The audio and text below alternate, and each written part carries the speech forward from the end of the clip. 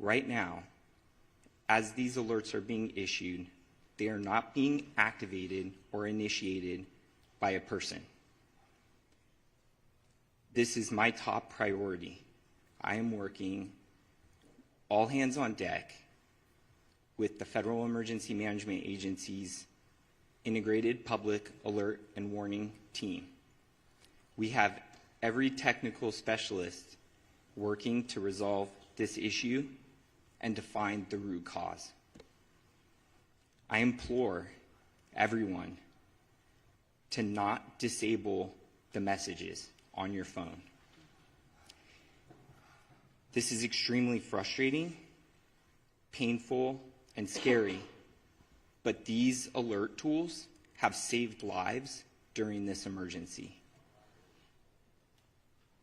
Not receiving an alert can be a consequence of life and death. As we continue to work on the root cause, I ask everyone that gets an alert to verify if they are in an evacuation warning or order to go to alertla.org, lacounty.gov/emergency, or dial 211 for assistance. The mapping is accurate on where evacuation warnings and orders exist. Again, this is my top priority. This is the top priority of my partners at the state and at FEMA with the Public Alert and Warning Tool to resolve this issue as quickly as possible and identify the root cause. Thank you. Thank you, Kevin. Good morning, everyone. I'm going to make this very short because we've got a full list of people that want to present today. You're going to hear information from our Insurance Commissioner, Ricardo Lara. Thank you for being here, about how residents can get connected to insurance support to recover and rebuild.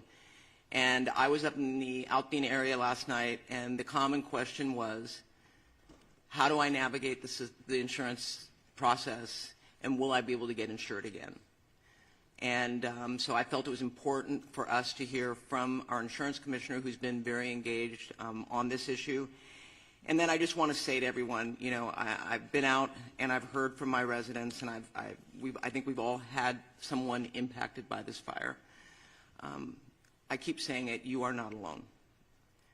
I talk to families that have lost everything, and they don't know where to go.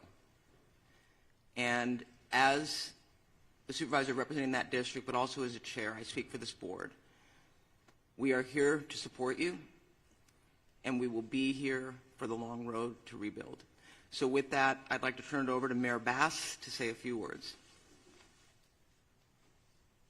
Thank you, Chair Barger. All of us here are working urgently and around the clock to confront this ongoing firestorm. And when we are on the front lines, when we're in the command posts, when we're in the Emergency Operations Center, we carry with us our friends and neighbors. That is what this fight is all about. It's about those friends, neighbors, and loved ones who have fled their homes, those who have lost their homes, those who have lost their lives. To all Angelenos, we are fighting hard for each of you. So here's our city update responding to this natural disaster. LAFD battled all night on the Palisades fire, the Hearst fire, the Kenneth fire, and airdrop efforts, thank goodness, continue. LAFD also responded to and extinguished fires in Pacoima, Hollywood, Studio City, and more. I do want to let everyone know that Griffith Park, including Runyon Canyon, will be closed through Sunday. Yesterday, President Biden pledged his full support for response efforts, including FEMA reimbursement 100% of our disaster response costs. FEMA also launched resources and support for Angelenos impacted by these fires. Visit disasterassistance.gov to apply. We have worked with the governor and Sheriff Luna to secure the National Guard, which will back up and free up our firefighters and police officers and play a key role in securing our evacuation zones to keep people safe and to protect against anyone thinking of taking advantage of this tragedy. People from across LA, the The nation and the world are asking how to help. Yesterday, I spoke of the California Community Foundation's Wildlife Recovery Fund, and today I'm grateful to share that within 24 hours, they have raised $2.5 million from 4,000 generous donors. Visit calfund.org. I also mentioned that Airbnb has been working through the 211 online portal to provide free temporary housing. Now, the demand has been extremely high, and Airbnb has increased their commitment to providing emergency assistance for now 25,000 evacuees, first responders, and others impacted by the fires. Visit 211la.org to get connected. With so many homes and businesses lost, we are already putting plans in place to make sure that we aggressively rebuild. My office is leading the city effort to clear the way. Red tape, bureaucracy, all of it must go.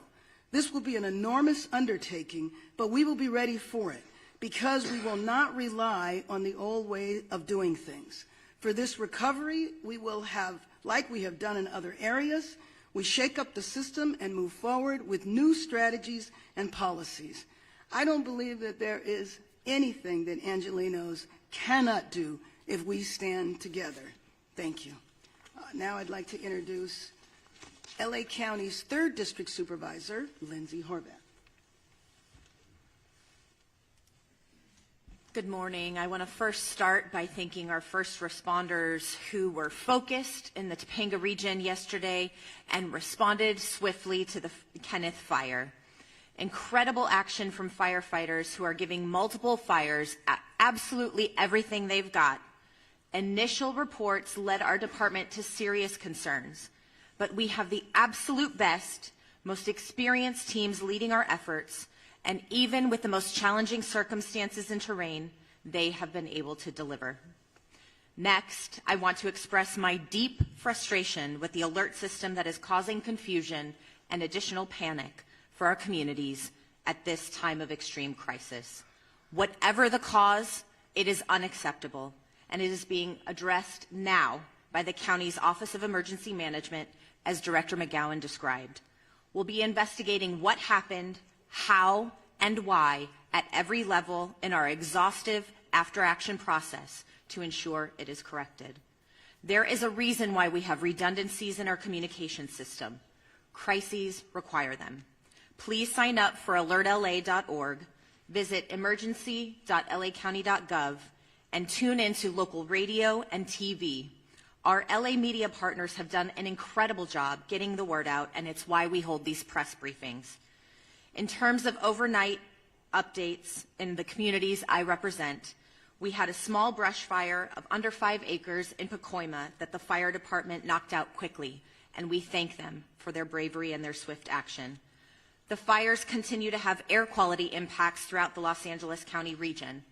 A smoke advisory has been extended through Friday. To limit exposure, please remain indoors as much as possible, avoid outdoor physical activity, and run your air conditioner or air purifier if you have one. The Department of Public Health's Chief Deputy, Dr. Anish Mahajan, is here and can help answer questions about air quality. The strength and resolve of Los Angeles County residents, as well as our extraordinary first responders from every level of government, as well as our private citizens from across the country and right here in our own county, will be the way we get through this unimaginable tragedy. Thank you. I'd now like to welcome up LA County Fire Chief Anthony Maroney. Thank you, Supervisor. So good morning. The Eaton Fire, current estimated acreage, 13,956 acres with 3% containment. We still have 4,000 to 5,000 structures that may be damaged or destroyed. Once we do our damage inspection reports, we'll get a more accurate number for you. We currently have 1,527 firefighting personnel remaining assigned to this incident. The LA County Fire Department is in unified command with the U.S. Forest Service, the LA County Sheriffs, along with the Pasadena, Arcadia, Sierra Madre Fire Departments, and the Pasadena Police Department. Yesterday afternoon, the fire in Eaton Canyon did make a push, towards historic Mount Wilson. This observatory is okay thanks to the efforts of the firefighters and observatory staff, and no buildings have been destroyed at Mount Wilson. A firefighter did suffer a significant fall injury yesterday at the Eaton fire. He remains hospitalized. He's resting comfortably, and he's in stable condition and expected to make a full recovery. The cause of the fire remains unknown, and we will advise the media once we get the cause determined. We are appreciative to our many mutual aid partners from out of state for providing assistance to Los Angeles County in our time of need. Thanks to the increased number of resources assigned, the region is in a much better posture than we were earlier this week. And I have been advised that mutual aid resources from Canada are arriving now. The National Weather Service predicts that the red flag will continue through Friday, or continue today through 6 p.m. However, our priority is also going to be to prepare for the next red flag event that is predicted to begin on Monday. I would also like to provide a brief update on the Kenneth fire that erupted yesterday near the Victory Trailhead at the border of Ventura and Los Angeles counties.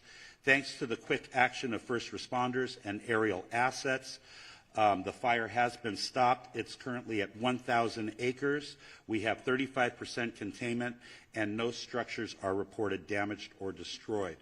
One important topic I want to talk about is that we did have a drone incursion yesterday at the Palisades fire. Unknown exactly what time this small drone hit the wing of our CL-415 Super Scooper aircraft that we currently have on contract from the province of Quebec.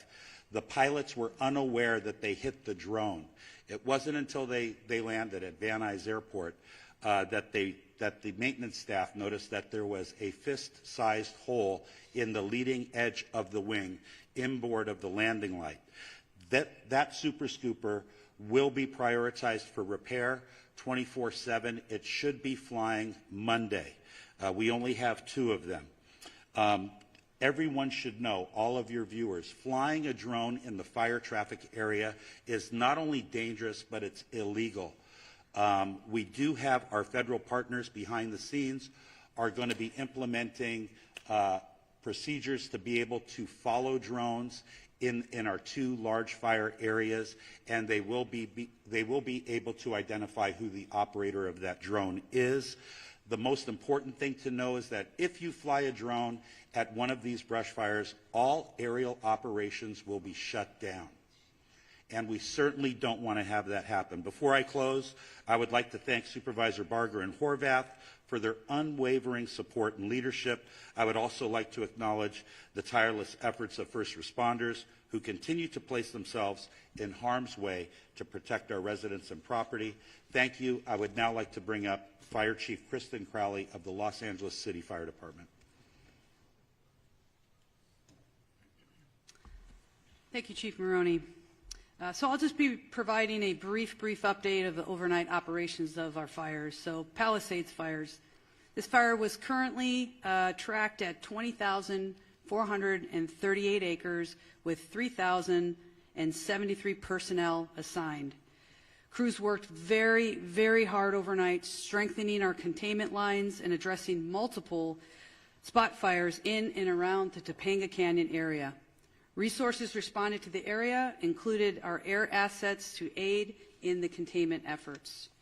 Due to the favorable overnight weather conditions and the diligent, and I'll focus on the diligent work and effort and commitment of our first responders, we can report that the Palisades fire is now 8% contained.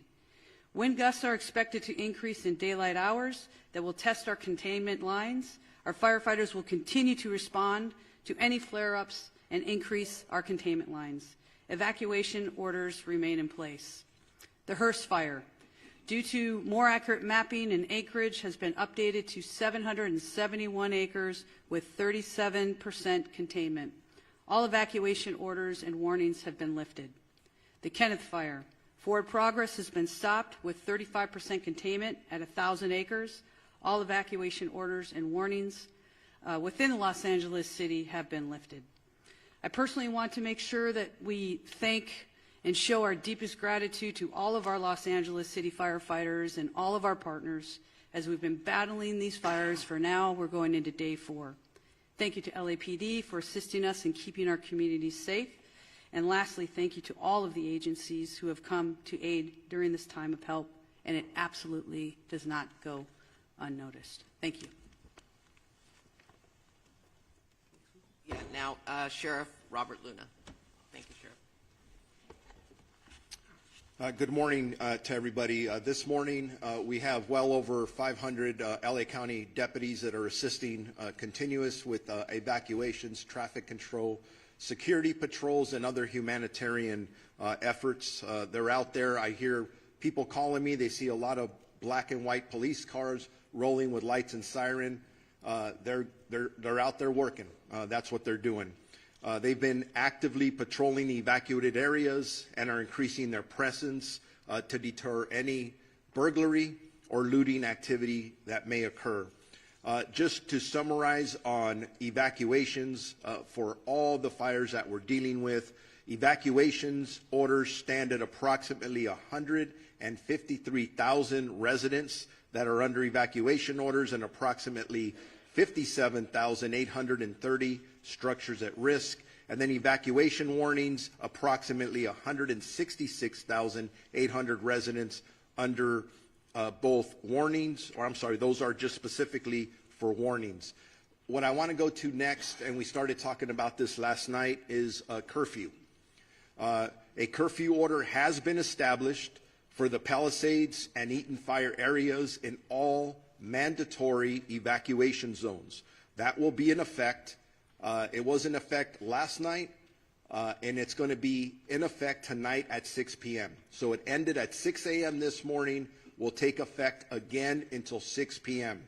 I'm emphasizing that to our media partners because part of this is communicating to the public. You cannot be in these affected areas. If you are subject to arrest. That is important. We're not doing this to inconvenience anybody. We're doing it to protect the structures, the houses that people have left because we ordered them to leave, and I want them to feel confident that we are doing everything we can to secure that. This curfew will be strictly enforced and is being taken to enhance public safety, protect property, and prevent any burglaries or looting in the area that the residents have evacuated. The only people that will be allowed in these areas are disaster workers, okay? I just want to make that clear because we have other people trying to get in there. And by the way, media partners who have legitimate media credentials, yes, you may enter those areas unless it's very, very unsafe and somebody tells you not to for that reason. Again, just specifically, anyone found in violation of this curfew will be subject to arrest for a misdemeanor offense under LA County Code Section 2.68320, and conviction may result in a fine up to $1,000 or jail time. And I'm telling you right now, I know people talk about no bail, and I've given direction that if somebody's caught doing this, they are not going to get cited and released. They're going to get booked. We are not screwing around with this. We don't want anyone taking advantage of our residents that have already been victimized. The National Guard deployment. As many of you are aware, we asked for the National Guard. I'm very thankful to Governor Newsom and the State Office of Emergency Services that fulfilled that request.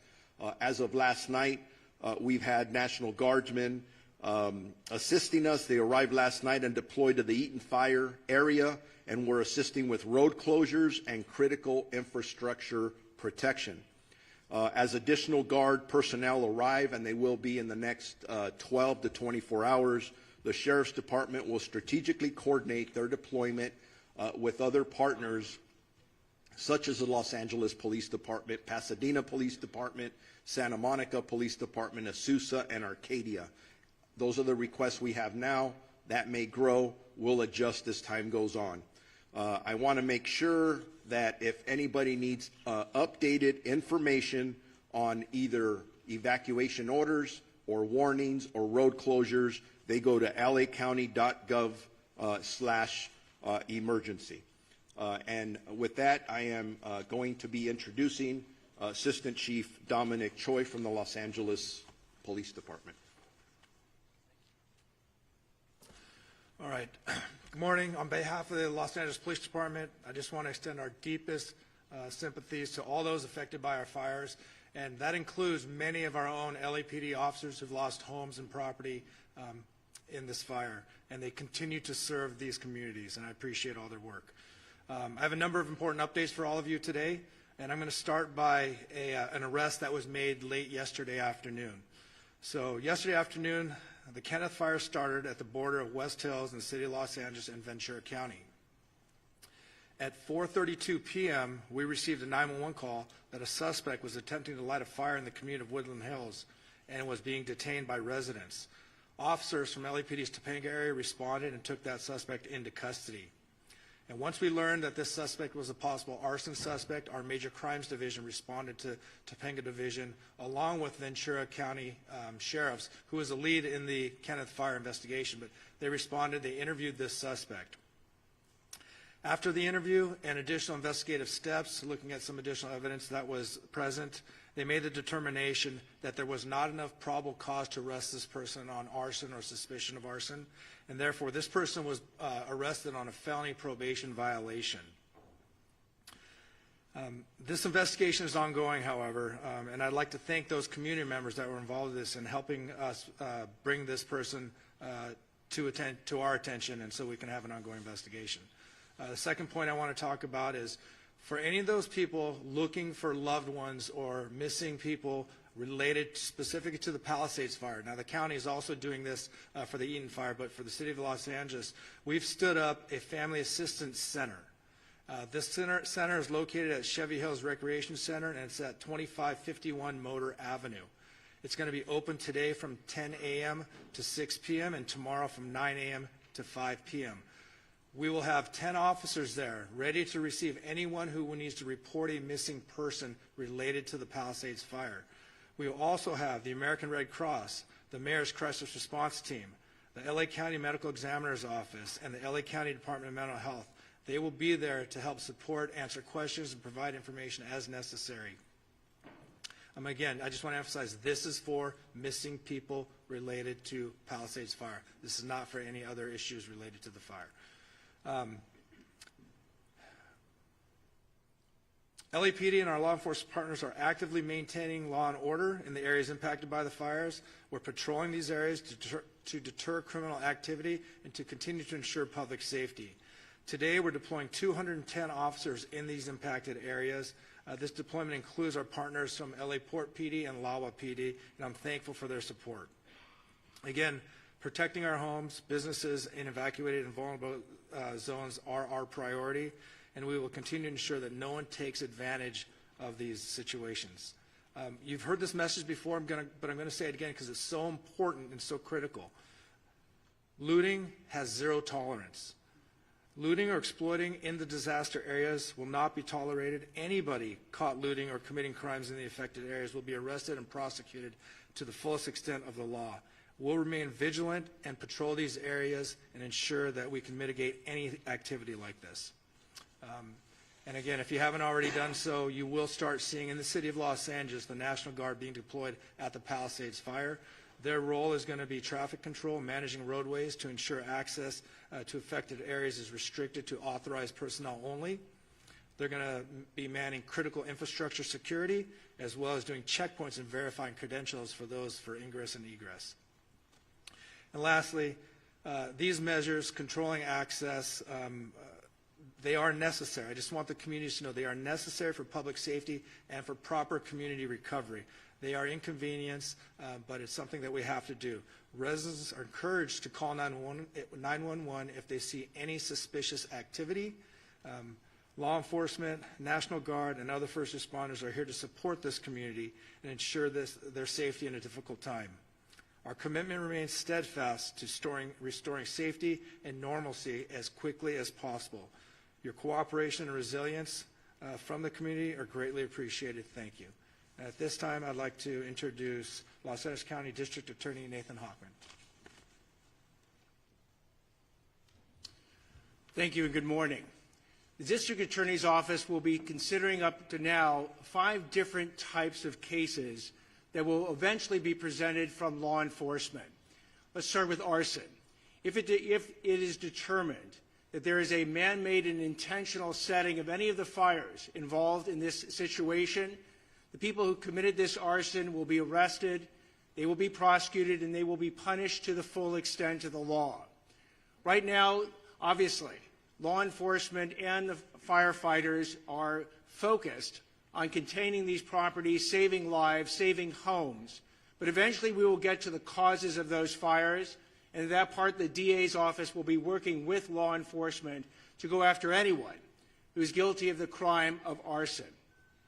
Second types of crimes. If people are going to violate this curfew restriction and they get arrested, they will be prosecuted. Let me back up what the sheriff has said. In order to protect the homes of people who've been ordered to leave those homes, the sheriff, the Los Angeles Police Department, and local law enforcement is going to be working overtime to protect your home. In that way, if you violate the curfew, you will be arrested and then you will be prosecuted by the District Attorney's Office. Third issue, looting. Looting is a despicable crime. For the people who've already been arrested, please know that this is not going to end well. You will be punished to the full extent of the law, and I'm sending this warning message out again. If you want to take and go ahead and take advantage of people who have tragically suffered enormous losses in this county, the District Attorney's Office, working with law enforcement, will make sure you are arrested, you are prosecuted, and you are maximally punished. Drones. If you're thinking that it's fun to send a drone up in the area for your own amusement, or you want to get information that nobody else can get, and you do it in one of these areas for which drones are not permitted, I'll repeat one more time. You will be arrested, you will be prosecuted, and you will be punished to the full extent of the law. And the last type of crime that we'll be looking at are scams, and we're already seeing them. We're seeing people being targeted in GoFundMe scams by people who are trying to entice people to give money to people who have suffered, when the people who are arranging this GoFundMe page are nothing but scammers. You must be aware of who you are being approached by and who you actually can go ahead and give your money to if you want to help them. We're going to see that eventually with insurance scams. We'll see it with government benefit scams. And yes, they are going to target the people who have been tragically affected, and you cannot allow them to do it. I would suggest that if you want internet resources and who to give money to, go to recovery.lacounty.gov. It has a whole list of organizations that you can, if you want to, contribute to, and it does it in both English and Spanish. Also, you can go to the LAFD.gov's website as well. But my message to the public is beware. These scammers look at this as an opportunity. Do not let them take advantage of you. And one more message to the scammers: you will be arrested, you will be prosecuted, and you will be punished to the maximum extent possible. I'd like now to introduce California Insurance Commissioner Ricardo Lara. Thank you. Before I begin, I want to publicly thank the insurance commissioners from across the nation and the international insurance supervisors who have offered assistance and support during this difficult time. My heart goes out to my fellow Angelinos and to the firefighters currently battling these blazes. Let me be clear, my top priority is to protect all affected people during this crisis and assist in their insurance recovery. My primary concern at this very moment is to ensure that wildfire survivors receive the insurance benefits to which they are entitled to as soon as possible. I understand that this may be new and the extent of the calamity here in Southern California, and compounded by the insurance and financial stresses that these wildfires have caused. However, at the Department of Insurance, we have been confronting wildfires and other natural disasters throughout our entire state for a very long time, making us, unfortunately, response experts.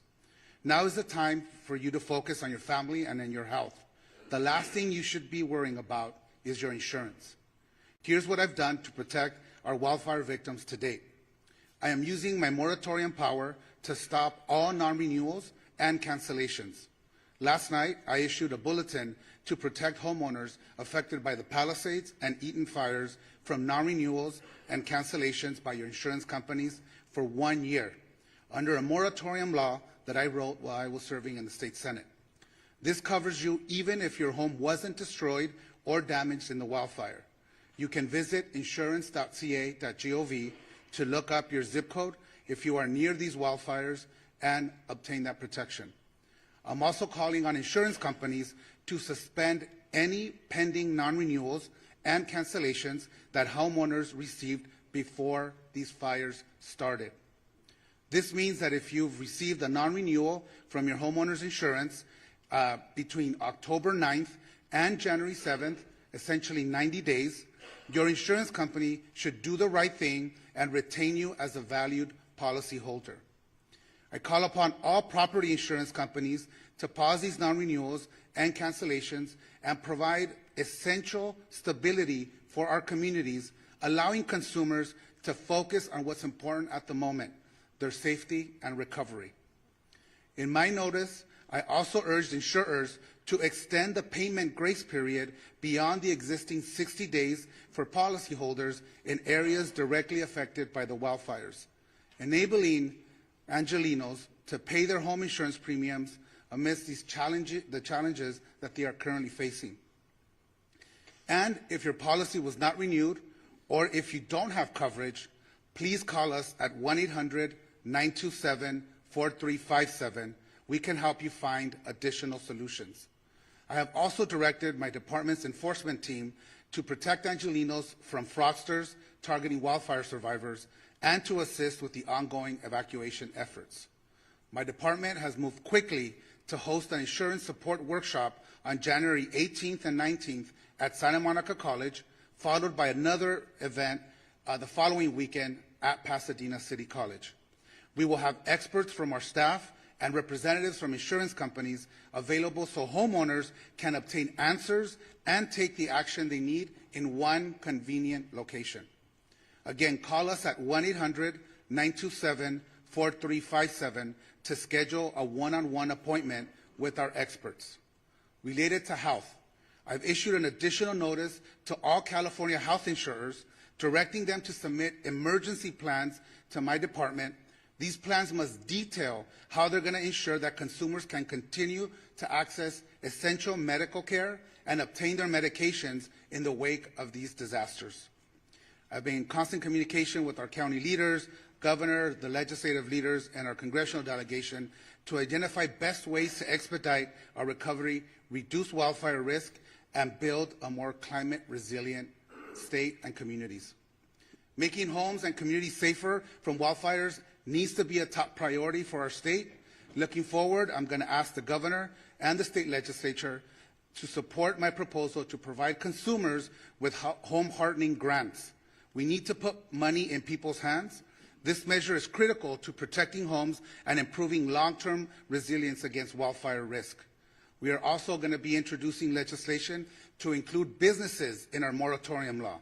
Businesses are an important consumer of insurance and the financial backbone of many communities, and they also need this vital protection.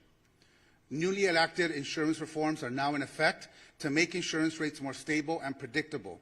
My sustainable insurance strategy mandates that insurance companies expand and maintain coverage in high wildfire areas if they are going to use forward-looking catastrophic models and incorporate the reinsurance cost in the rate making, which my department just finalized in December.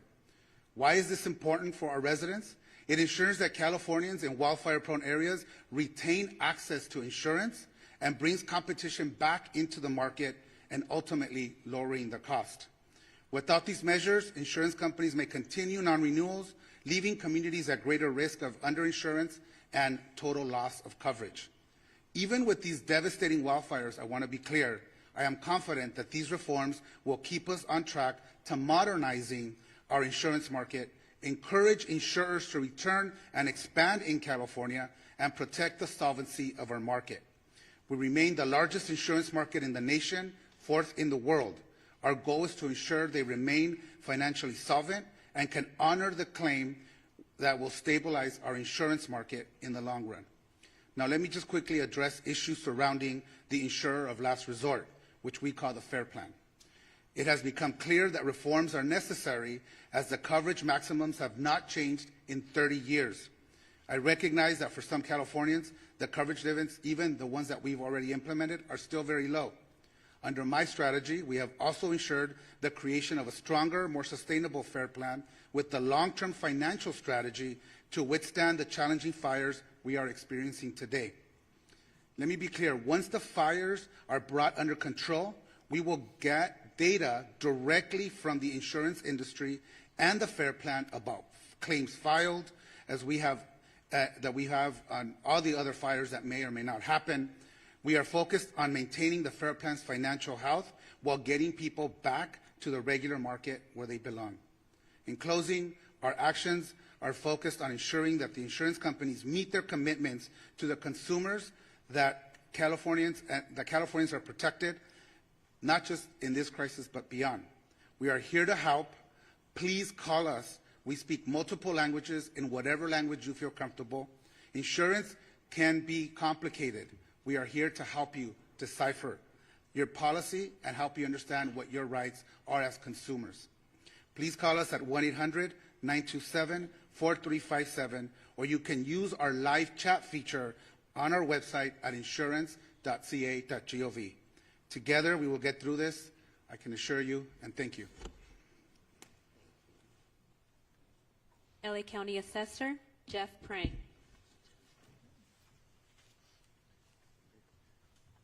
Good morning. Right now, government is very focused on bringing these fires under control, but in the coming days, the focus will return to recovery.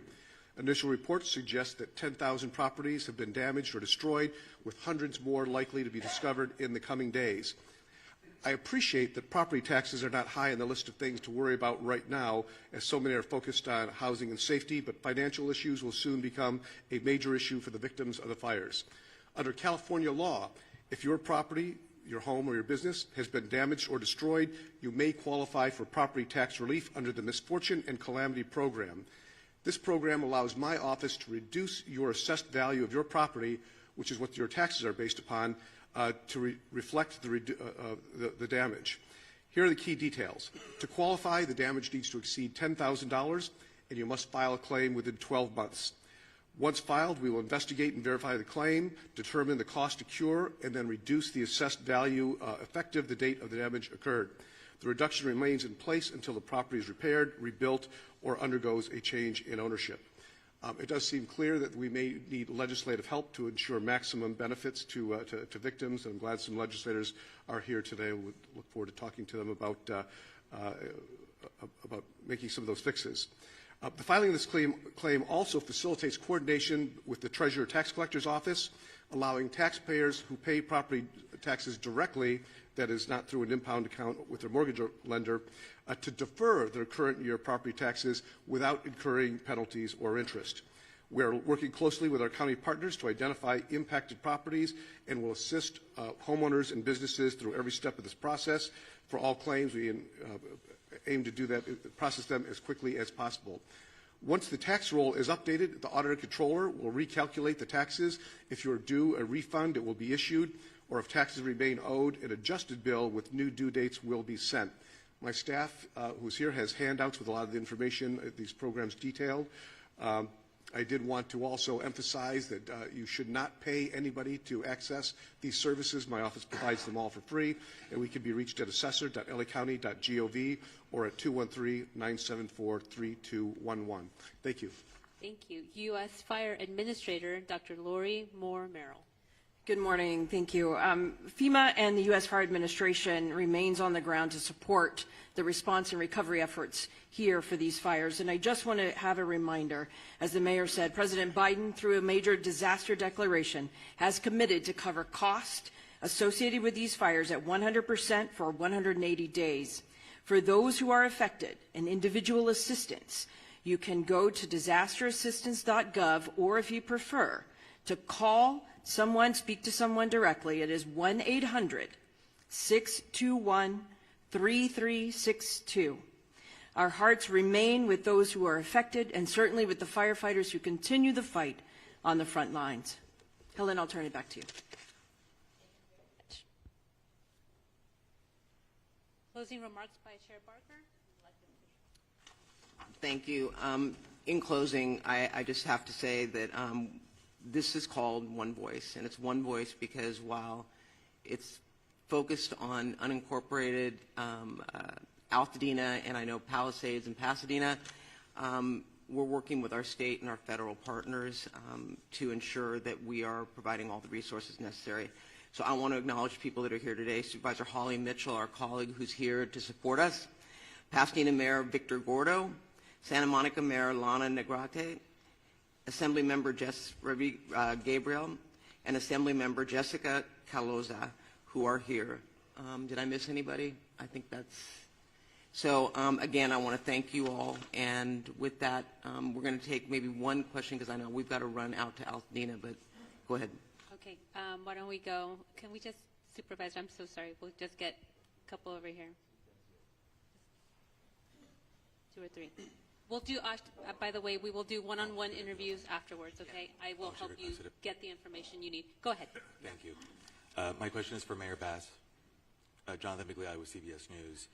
Yesterday, you asked for the public's patience as you assess the response. As you well know, then millions of people receive false alarms. It's been acknowledged here in this room that many may now be deactivating their alerts on their phones. I have heard from many people who are ignoring them altogether. We have red flag warnings still in effect. They will resume again next week. There is no rain in the forecast. What are you doing at this point to earn back people's trust and to make sure these mistakes don't happen again? Well, first of all, I think that was addressed at the beginning of the press conference by Kevin McGowan. I would like that from you. I don't. You're the top official here. So let me just be clear. I am going to spend every moment that I can making sure that I am in as many areas as possible, meeting and talking to residents to see what is needed in the recovery. But I also mentioned that we're moving into recovery mode at the same time, meaning that we want to see the city rebuilt. We want to see Los Angeles come together. Let me finish. We want to see Los Angeles come together. You are deflecting from the question. You have millions of people here who get these alerts. They are ignoring them. You still have red flag warnings in effect. There is a real threat here. What is your message to your constituents who are losing faith? You started this entire... I want the residents of Los Angeles region to have faith in what we are doing 24 hours a day. I can say on behalf of our first responders from the fire department, the police department, we are doing everything we can to bring the situation under control, and success has been reported. We know that we're going to have a possible increase in the force of the winds at the beginning of next week, and getting Los Angeles prepared, doing everything we can to save lives. That is our #1 job, to protect people's homes, to protect people's businesses, and to prepare to rebuild Los Angeles in a much better way. We're going to stand united, we're going to stand together, and we are not going to allow politics to interfere, and we're not going to allow people to divide us for political gain. Thank you. Thank you, Mayor Bass. One over here.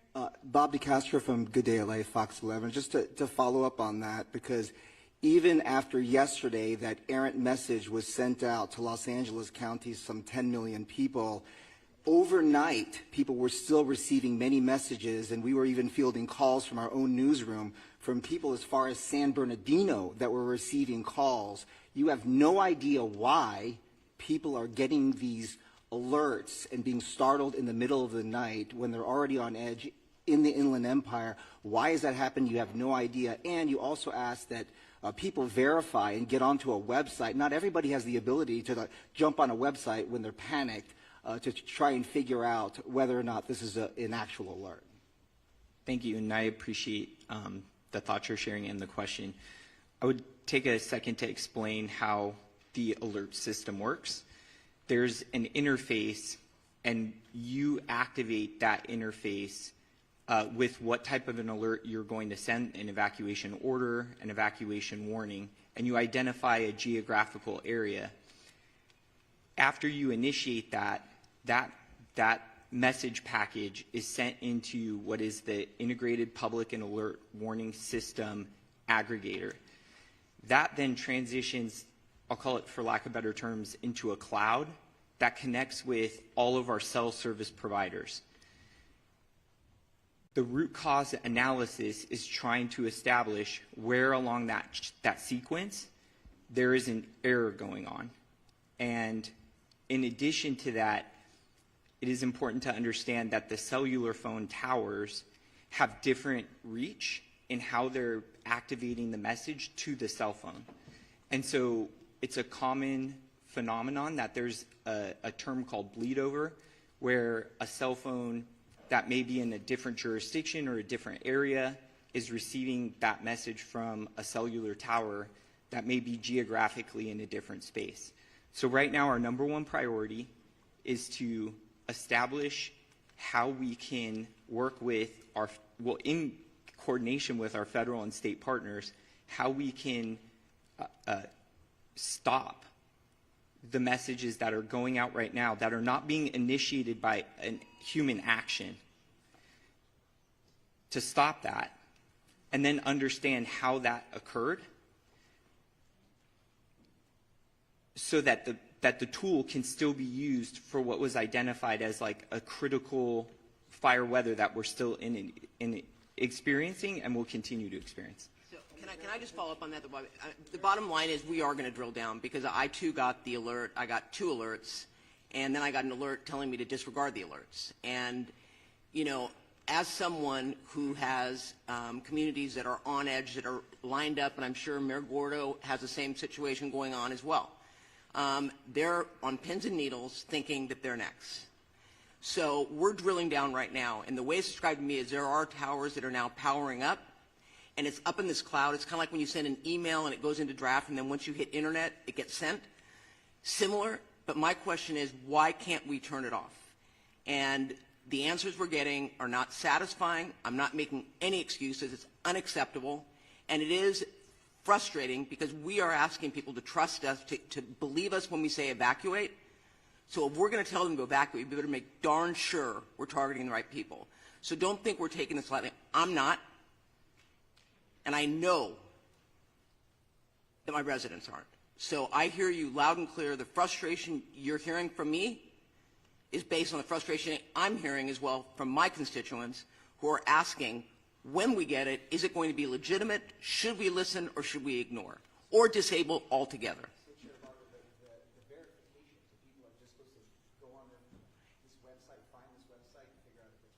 I think that's absolutely ridiculous, and I told Kevin McGowan that. To tell people to go on a website when they may not have access to an internet is absolutely absurd, and that is, quite frankly, not something that I am recommending. Obviously, for those that want to find out where the evacuation centers are, or I mean the evacuation locations are, they can go on there, and it is an accurate map. But I'm not going to tell people, if you get the alert, go on and check. I mean, I think that we need to fix this problem so that, in fact, when an alert goes out, it is a legitimate alert that people can listen to. So I hear you. I hear that criticism. I personally, when I heard it, didn't feel that I was going to tell people, well, if you get it, just go on a website. They can, but that's not going to satisfy the frustration that people have.